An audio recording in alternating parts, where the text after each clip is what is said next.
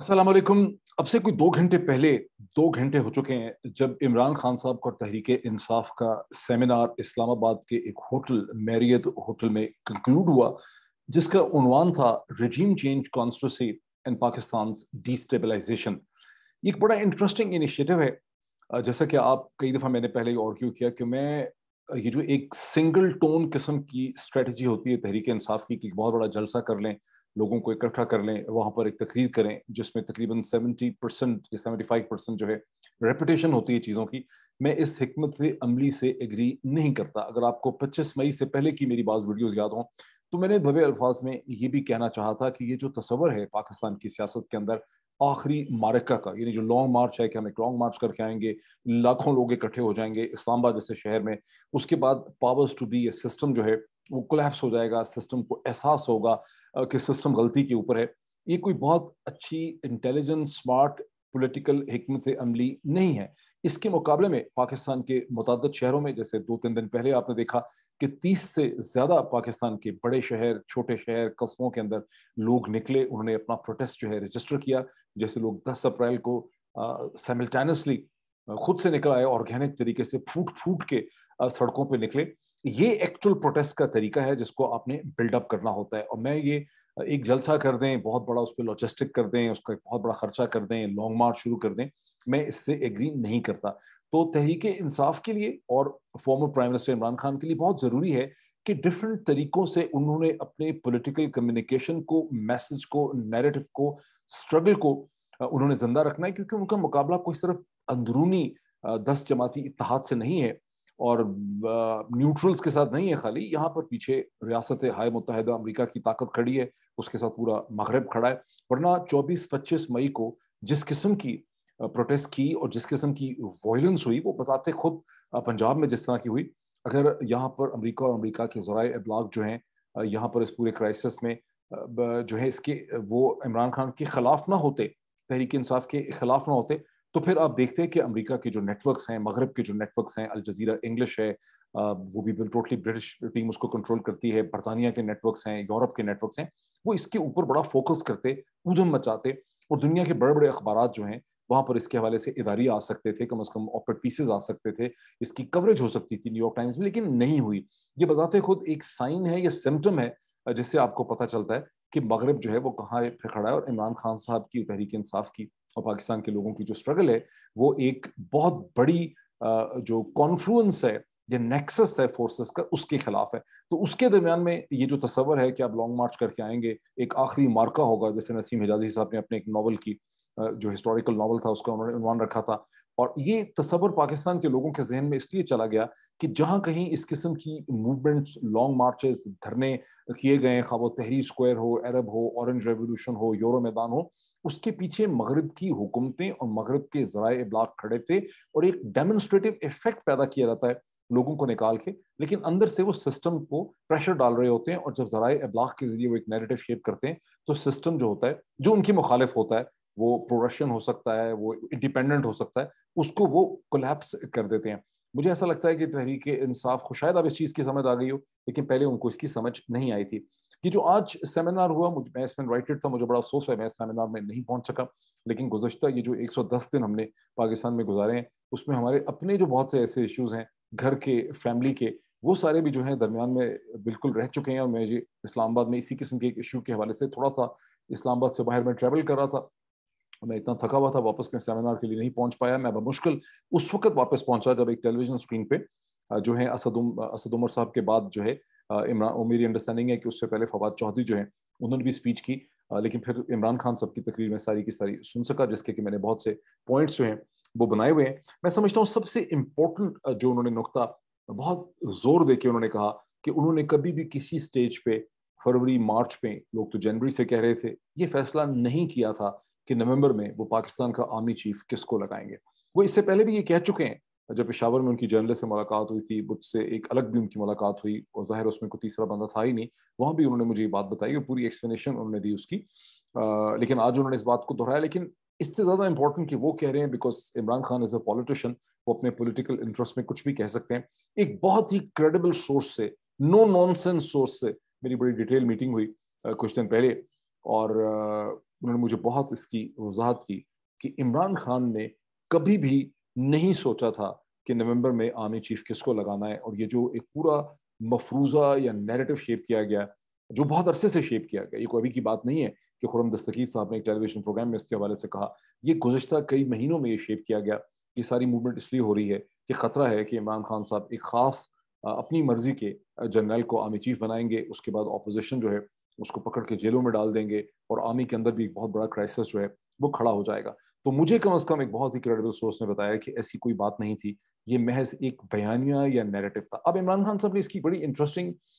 اس کی ایکسپلینیشن انہوں نے دی ہے کہ اس قسم کا نیریٹو کیوں بنتا ہے. انہوں نے کہا کہ میں اس میں اس لیے بلیو نہیں کرتا تھا کہ اگر آپ میری پوری زندگی کو اٹھا کے دیکھیں، میرے 22 برس جو کرکٹ کے ہیں، 22 25 30 برس کرکٹ کے ہیں، پھر شوکت خانم ہاسپٹل، کینسر ہاسپٹل بنانا، نمل چلانا، وہاں جہاں بھی میں نے مینجمنٹ کی، میں نے میرٹ پہ لوگوں کو لگایا اور اپوائنٹ کیا، اور اس کے میں نے فیصلے کیے. اور یہی وجہ ہے کہ ان کا نمل یونیورسٹی بھی، اور خاص کر کے جو لاہور کا پہلا ہاسپٹل تھا شوکت خانم، اس نے دن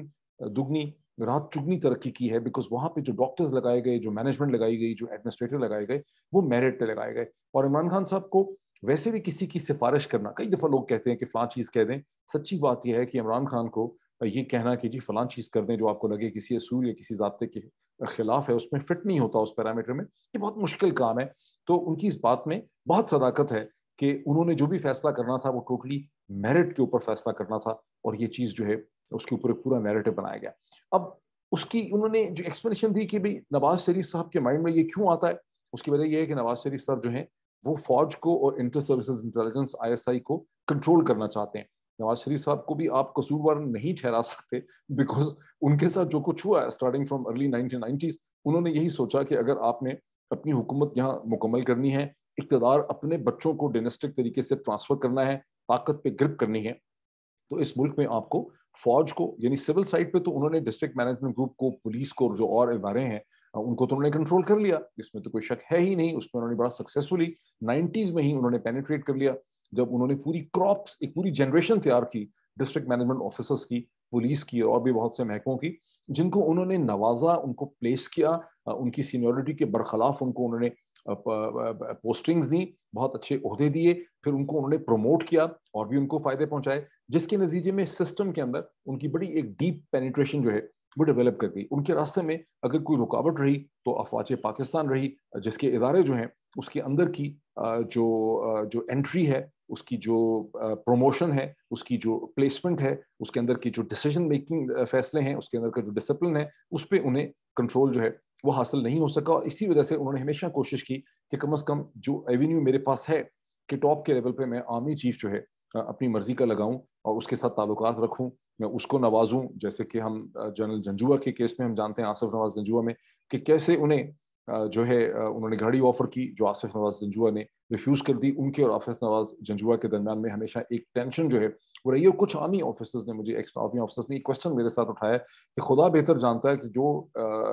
اپروچ آصف نواز جنجوعہ نے اس وقت ارلی 90s میں ریجیکٹ کر دی تھی، پتہ نہیں کتنے آرمی چیف ایسے گزرے ہوں گے جو اس قسم کی جو لیورمنٹس ہیں یا اس قسم کی جو ٹیمپٹیشنز ہیں اس کو ریزسٹ نہ کر سکے ہوں گے. یہ خاصا بڑا ایک سوال ہے. تو بہرحال نواز شریف صاحب کی یہ انٹینشن جو ہے وہ رہی ہے کہ آپ نے اداروں کو کنٹرول کر کے حکومت کرنی ہے، اسی وجہ سے وہ اس طرح سے سوچتے ہیں. اس میں ایک چھوٹی سی اگر آپ کو اگزامپل دے دوں تو آپ کو بہت بہتر اس کی انڈرسٹینڈنگ ہو جائے گی. دیکھیے، یہ صرف مغربی ممالک نہیں ہیں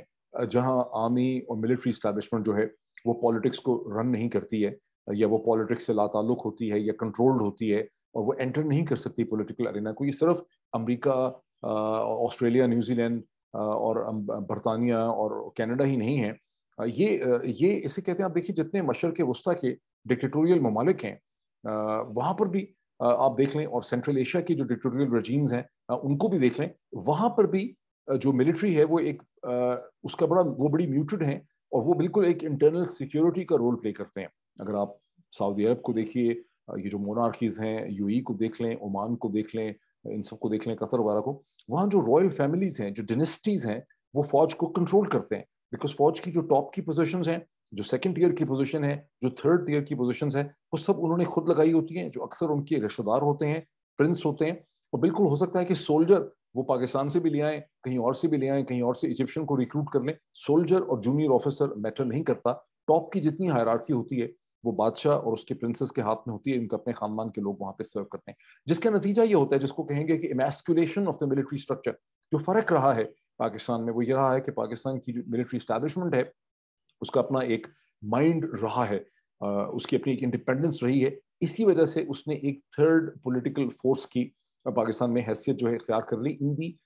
instability of the Pakistani politics. اور نواز شریف صاحب کی کا اگر بس چلتا, ان کی خواہش ضرور یہ رہی ہوگی کہ میں صرف اپنی مرضی کا آرمی چیف نہ لگاؤں, میں اپنی مرضی کا لیوٹیننٹ جنرلز بھی لگاؤں, میں اپنی مرضی کے کو کمانڈرز بھی لگاؤں, میں اپنی مرضی کے میجر جنرلز بھی لگاؤں, میرا بس چلے تو اپنی مرضی کے بریگیڈیئرز بھی لگاؤں. یہ وہ چیز ہے جس کی خلاف اس ناچیز نے خاکسار صاحب نے گزشتہ 10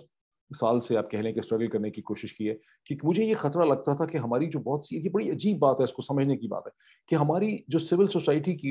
اور اس کو بہت سے لوگ نہیں سمجھ سکتے, کہ ہماری جو سول سوسائٹی کی یہ لبراٹی ایلیٹ کی جو فریڈمز ہیں پاکستان کے اندر, وہ اس لیے ہیں کہ افواج پاکستان جو ہے وہ ڈائنسٹک کنٹرول میں نہیں ہے. جس دن اور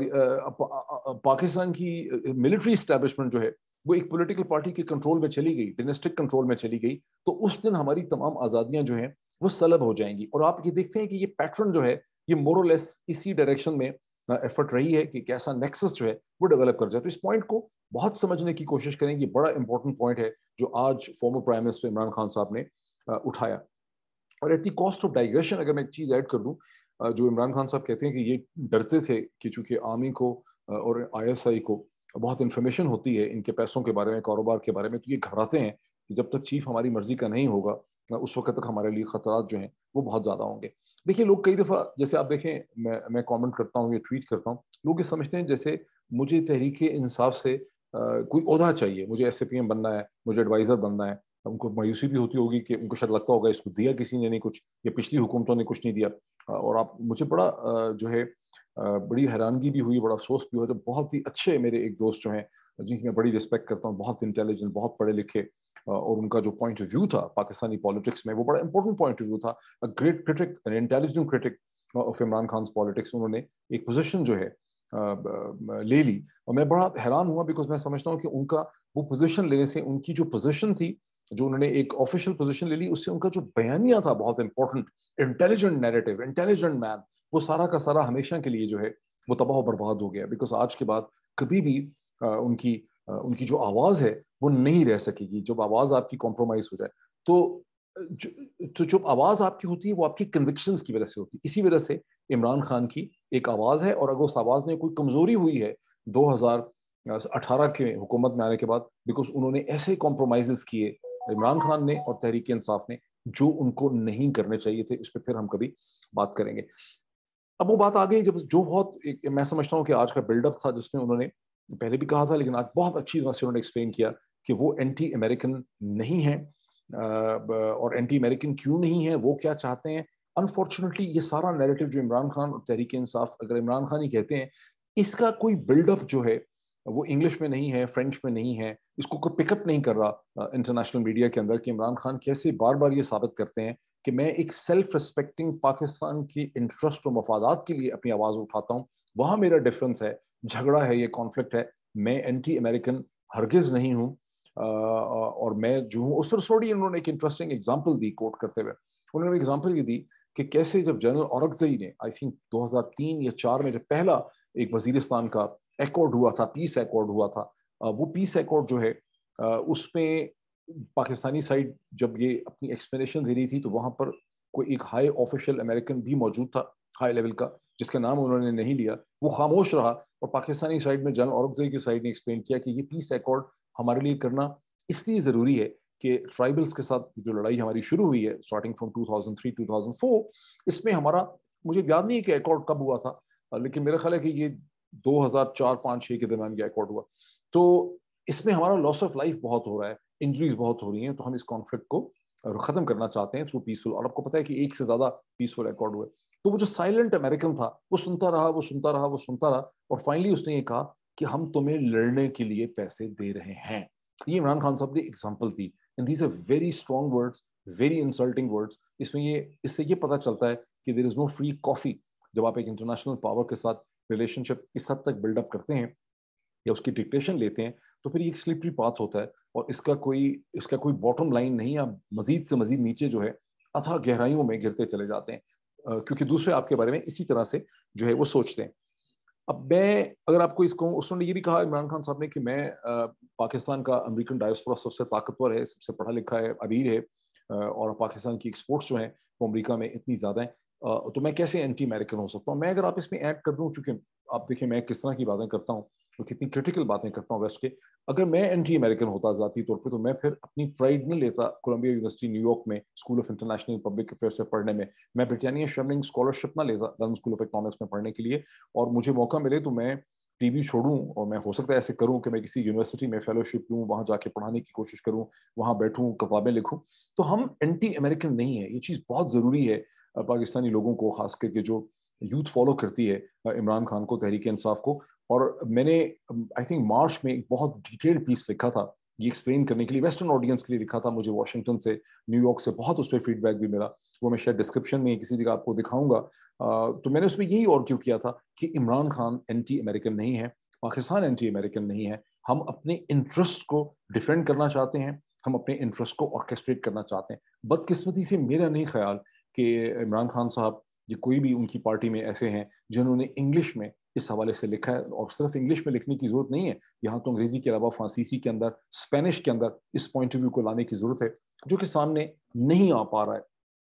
एक चीज इमरान खान साहब ने की जिसपे मुझे शक है कि मैं उनसे इतफाक नहीं करता, जब उन्होंने ये कहा कि अगर इसराइल की साथ पाकिस्तान रिकग्निशन करता है या रिलेशनशिप रखता है तो पाकिस्तान का जो स्टैंड पॉइंट है, कश्मीर का कॉज जो है वो खत्म हो जाता है। मैं समझता हूँ, ये मेरा ख्याल है, मेरी राय, और सारा 99% ऑफ पाकिस्तान यही समझता है। मेरा इस्तदलाल ये है कि कश्मीर का इशू, मैं हूँ खुद कश्मीरी, उसका इशू जो है वो डिफरेंट है, और इसराइल का इशू जो है डिफरेंट है। और जिस किस्म का जुल्म सितम और इस्तेबाद इसराइल में जूविश कॉलोनिस्ट ने किया, बिकॉज इसराइल में वो, देखें, Kashmir is not a colony, Kashmir पे बहुत जुल्म किया है हिंदुस्तान ने, लेकिन अभी तक उन्होंने उसको उस तरह से कॉलोनाइज नहीं किया, और हम चाहेंगे कि वो ना करें, बिकॉज वो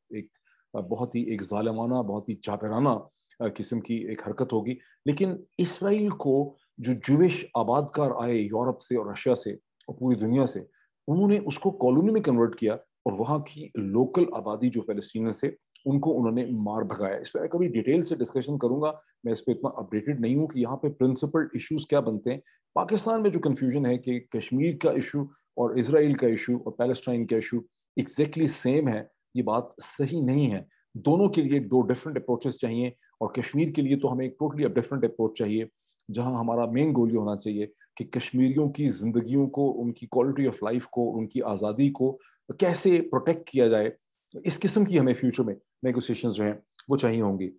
अब जो इमरान खान साहब ने ये भी कहा कि अगर पाकिस्तान को कुछ डॉलर्स मजीद मिल जाएंगे तो इससे पाकिस्तान के हालात जो हैं वो नहीं बदलने लगे। अगर पाकिस्तान में दहशत गर्दी हो, जैसे उन्होंने पहले एक्सप्लेन किया कि पाकिस्तान में दहशत गर्दी हो, फियर हो, खौफ हो, इंस्टेबिलिटी हो, तो कहाँ से बिजनेस होना है, कहाँ से टूरिज्म होनी है, कहाँ से इन्वेस्टमेंट आनी है, क्या यहाँ पे स्पोर्टिंग इवेंट होना है, क्या ब्रांड होगा इसका।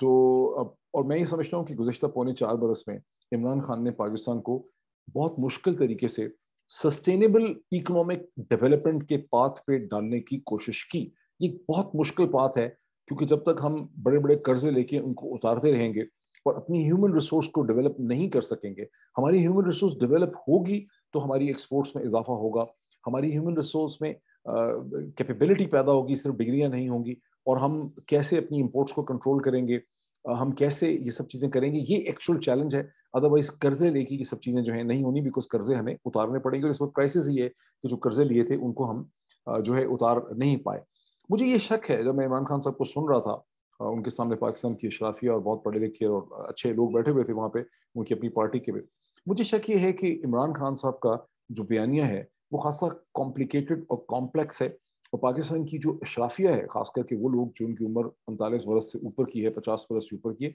वो इमरान खान साहब के मैसेज को ठीक तरह से समझ नहीं पाते। वो सुन लेते हैं, उसको दोहरा भी देते हैं, उनके मैसेज को एक्चुअली वही लोग ज़्यादा बेहतर समझते हैं जिनकी उम्र जो है कम से कम 35 बरस से कम है। उसकी वजह है कि जब तक आप 35 ईयर्स के नहीं होते, कहा तो जाता है कि 30 साल के नहीं होते, उतनी देर तक आप आइडियलिस्ट होते हैं, आप दुनिया को बदलना चाहते हैं। जब आपकी उम्र 40 बरस से ज़्यादा हो जाती है तो आप अक्सर दुनिया को बदलना नहीं चाहते हैं, آپ دنیا کے ساتھ ایڈجسٹ کرنا چاہتے ہیں بیکاز آپ نے شادی کر لی ہوتی ہے, آپ کے بچے ہوتے ہیں, آپ کی ضروریات ہوتی ہیں, اسکول, کالج, یونیورسٹی, ایجوکیشن, تو آپ نے بچ بچا کے جو ہے وہ رہنا ہوتا ہے. تو عمران خان صاحب بہت سی چیزیں جو کہتے ہیں, بیسکلی جو وہ کہتے ہیں کہ ہمیں ایک سیلف ریسپیکٹنگ ریلیشن شپ مغرب سے چاہیے, یہ ایک ایسی چیز ہے جس سے پاکستان کی انسٹیٹیوشنز جو ہیں وہ نہیں انڈرسٹینڈ کر سکتے, خواہ وہ سول ہوں یا ملٹری ہوں, اور وہ یہ سمجھتے ہیں کہ یہ یہاں مقصد کانفلکٹ پیدا ہو رہا ہے, زندگی ڈسٹرب ہو رہی ہے, یہاں پہ خطرہ ہے. حقیقت یہی ہے کہ پاکستان کو مغرب کے ساتھ اسی طرح سے ایک سیلف ریسپیکٹنگ ریلیشن شپ چاہیے جیسے ہندوستان نے امریکہ کے ساتھ اور مغرب کے ساتھ ایک سیلف ریسپیکٹنگ ریلیشن شپ ڈیفائن کیا ہے. ہندوستانی جو ڈائسپورا ہے وہ بہت ہی سکسیسفل ڈائسپورا ہے,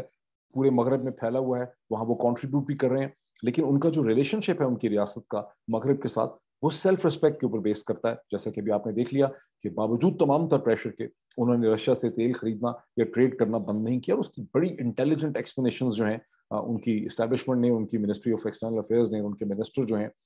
سبرامنیم جو ہیں میرا خیال ہے, انہوں نے وہ ان کی ساری ایکسپلینیشنز جو ہیں وہ دیں. تو ہمیں بھی ایک سیلف ریسپیکٹنگ ریلیشن شپ ہے جس کی انہوں نے بات کی. ایک انہوں نے بڑی انٹرسٹنگ بات کی, اور یہ بھی میں آپ کو کنفرم کر سکتا ہوں کہ مجھے ایک اور بڑے کریڈیبل سورس نے بتائی. انہوں نے کہا کہ مجھے آخری وقت تک مجھے نہیں سمجھ آئی, میں نہیں سمجھتا تھا کہ شہباز شریف جو ہے وہ نیوٹرلز کی چوائس ہو سکتے ہیں. یہ مجھے کسی اور نے بھی بتایا بہت کریڈیبل, کہ 9 تاریخ کی رات تک عمران خان کا خیال یہ تھا کہ Shahbaz Sharif is not a credible option for the neutrals, because آج انہوں نے ایکسپلینیشن دی کہ شہباز شریف نے جس طرح کی, حمزہ نے جو کرپشن کی وہ اتنی بھونڈی ہے, اور انہوں نے ایک کنٹراسٹ بھی ڈیولپ کیا شہباز شریف اور نواز شریف کے درمیان میں. ان کا کہنا یہ تھا کہ نواز شریف نے جو کی وہ انڈائریکٹ کرپشن کی, شہباز شریف نے کھلم کھلا بڑے جھٹکے اسٹائل سے کرپشن کی. تو میں نہیں سمجھ سکتا تھا, میرا دل یہ مانتا نہیں تھا, میرا دماغ یہ نہیں مانتا تھا کہ شہباز شریف بھی نیوٹرلز کی ایک آپشن ہو سکتے ہیں. اور یہ مجھے کسی اور نے بتایا کہ عمران خان کو خیال تھا کہ ان کے پاس کوئی آپشن جو ہے کریڈیبل قسم کی ایگزسٹ نہیں کرتی. جو آخر میں ان کی بات ہے, جو انہوں نے کہا کہ جس طرح سے اس وقت سسٹم کو چلایا جا رہا ہے, اس کا باٹم اینڈ یہ ہوگا کہ اگر یہ سسٹم سکسیڈ کرتا ہے, یہ سکسیسفل ہوتا ہے, سروائیو کرتا ہے, تو اس کی بنیادی وجہ ہوگی کہ سسٹم صرف اس وقت سکسیڈ کرے گا جب پاکستان کے انسٹیٹیوشنز اور ادارے جو ہیں وہ تباہ ہوں گے, وہ امپروو کر جائیں گے. جس میں اگزامپل ہمارے سامنے جوڈیشری ہے پنجاب کی انہوں نے اگزامپل دی کہ وہاں جس قسم کے رگڈ اور پلانڈ اور مینج الیکشن کروانے کی کوشش کی جا رہی ہے, پرسرار طاقتیں کر رہی ہیں, اس کے نتیجے میں کیا ہو رہا ہے, وہاں کی ایڈمنسٹریشن, ڈسٹرکٹ مینجمنٹ گروپ, وہاں کی پولیس جس کے پہلے بڑے بڑے حالات ہیں, وہاں کی جوڈیشری, وہ سب ایک دباؤ میں آ رہے ہیں اور وہ کولیپس کر رہے ہیں. سپیریئر جوڈیشری کا بھی یہی ہوگا, اور الٹیمیٹلی اگر یہ نظام اسی طرح سے چلتا رہا تو پھر پاکستان کی جو کی انسٹیٹیوشنز ہیں قومی سلامتی کے, وہ بھی بچ تو نہیں سکیں گے, ان کے اندر بھی ایک ڈیگریڈیشن ہوگی. اور یہ اگزامپل دینے کے بعد انہوں نے جو ہے, جو لاسٹ پوائنٹ ہے, انہوں نے کہا کہ کسی بھی معاشرے کا, ریاست کا جو سب سے امپورٹنٹ اثاثہ ہوتا ہے وہ اس کا مورل پاور ہوتی ہے, اس کا مورل سسٹم ہوتا ہے. تو اگر ایک ریاست جو ہے اس کا مورل سسٹم ختم ہو جائے, اس میں انہوں نے اگزامپل دی کہ جرمنی اور جاپان کو اگر آپ 1945 کے بعد